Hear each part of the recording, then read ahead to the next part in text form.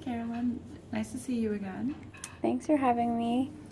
So last time we were here, we talked about the housekeeping rules of what stays in here, except if you say that you want to harm yourself or others, which last week we were a little worried that you're feeling worthless, but you reassured me that you weren't going to do anything, you didn't have a plan. Are you still feeling that you're worthless?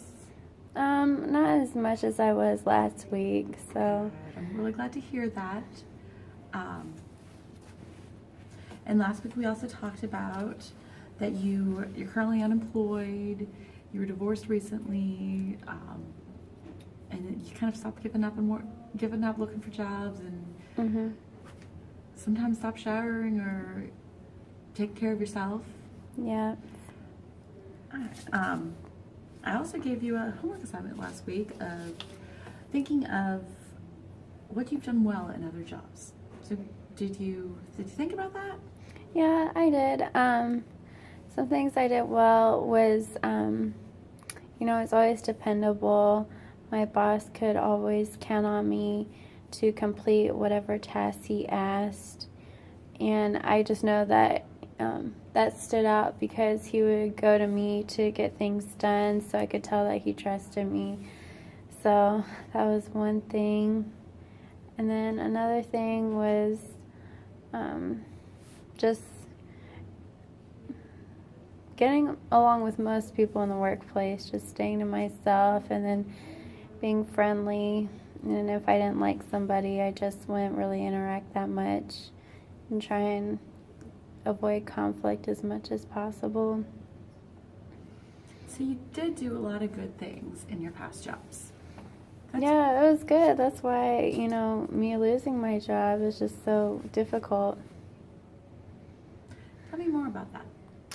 Well, it all started when I started having car trouble. So, I wasn't showing up to work on time, and that was extremely uncharacteristic of me. And then one of my boys started having issues at school, so I was having to take off work a lot to handle my son, and whenever the school would call me, I would have to, take off work to, pick him up from school and stuff. So, it's just one situation kept happening after another. So, it's all it all just happened at once. And I'm just really upset because I know I had done a lot of good work for my boss, and for him to not be understanding of my situation kind of took me by surprise. Now, how long were you working there? I worked there for 3 years.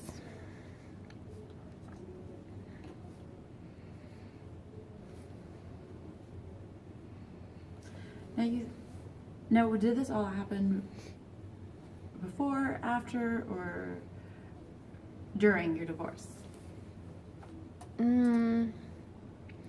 The issues with my husband were, like I said, all just hit at the same time. So once my husband moved out, then we didn't have 2 cars, and then when mine started having trouble, I didn't have a backup.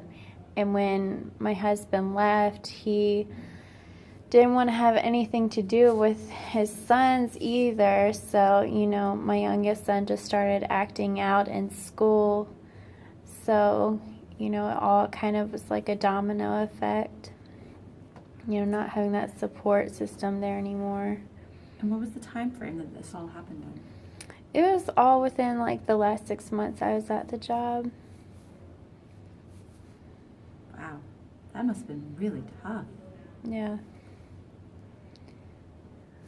That must have been extremely tough that have all of that happen all at once. It was. Now, you said last time that you've been unemployed for about, you stopped looking for 18 months, so, but how long have you been unemployed completely? For 2 years. So, I guess I gave up, 6 months after I didn't get hired anywhere else. Now, the last time that we talked, you said that you didn't feel like you were good enough for other jobs, and that you're not smart enough or good enough for the other jobs. Are you still feeling that way? feel a little bit more hope now. You know, I guess I've just been thinking a lot since last time we met. And so I guess a lot of the jobs that I've been trying to apply for might be out of my reach. But, you know, I think I just need to refocus instead of like being really picky on where I work, just to get anything that's available, because I'm just at a point now where like something has to happen. So I can't be that picky. But I still don't want to work at like, you know, a fast food restaurant. So I just don't even want to be around fast food, period. But at the same time, like, I just have to find something that's available. Last time when we talked, you said that the main thing that you wanted to work on was getting a job. I unfortunately don't have a magic wand. Can't just go poof, you have a job, and I can't go help you search. I can't work on your resume. That's not what you're here for. So why are you here? It was mostly just to figure out how to deal with my husband leaving, issues with my son, and just trying to figure out how to balance everything.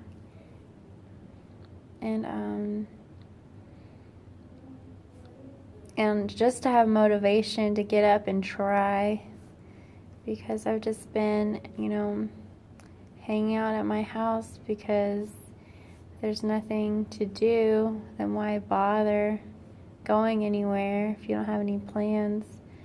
So I can't waste gas when I don't have money, I'm not working.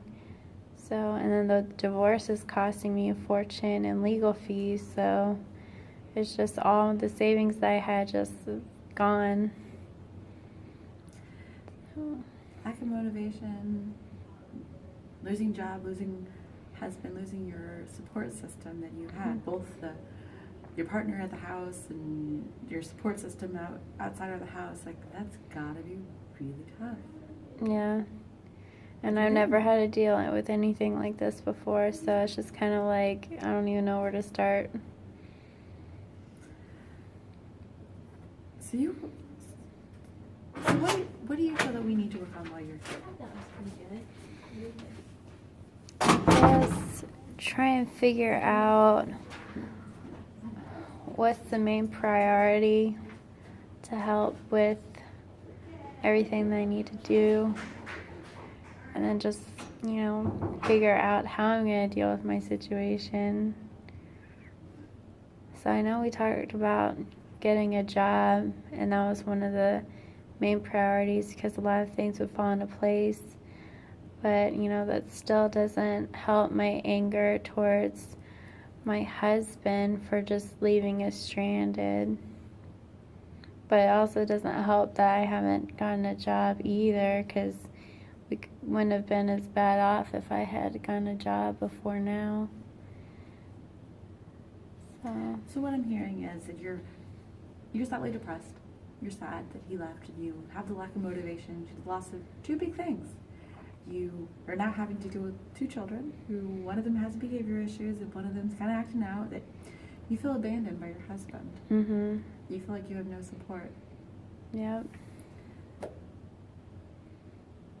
So what I'm hearing that you want to work on is how to cope with everything. Yeah.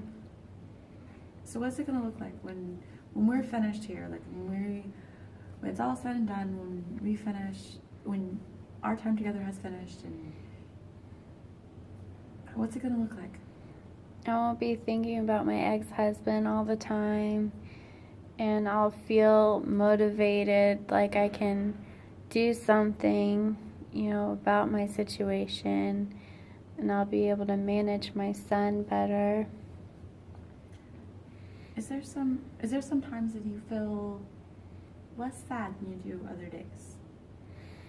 When everybody's getting along with between me and my two sons, then I'm not as sad then, because I feel like they don't resent me for the situation that we've been in, even though they're kind of starting to take their dad's side by, pointing the finger about me not working. But at the same time, like when everybody's happy, I'm not sad then because everyone's getting along. So when your boys aren't getting along, what's your automatic thought? What's your automatic thinking? That if my husband was here, this wouldn't even be happening, and I wouldn't even have to be dealing with all this stuff. And so then it just makes me think about all the help he did have, when he was at the house. And then my son's, like, he was really the main disciplinarian with them, but with me, it's just a different situation. I was the nurturer and the supporter. I didn't really have to enforce all of the rules. So now I have to take on all of the roles of the parents in the household, and it's just throwing off our dynamics because I had a really good relationship with both of my sons. And I still do for the most part, but after my husband left us, the youngest one just was acting out, and I could tell that he was upset, and it's just, I just think about, we wouldn't have to be in this situation if my husband didn't leave.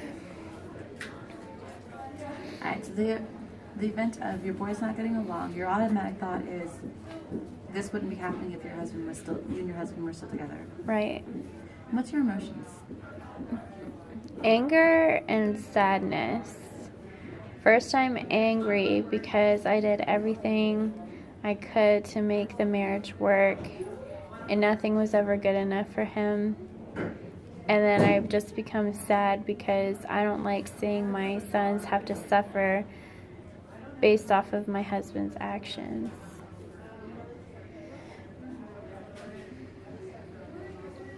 So your husband leaving, that was a big event in your life. Mhm. And your automatic thoughts was you did everything right. Mhm. And then you still left. Mhm. And your emotions is sadness and anger. Mhm.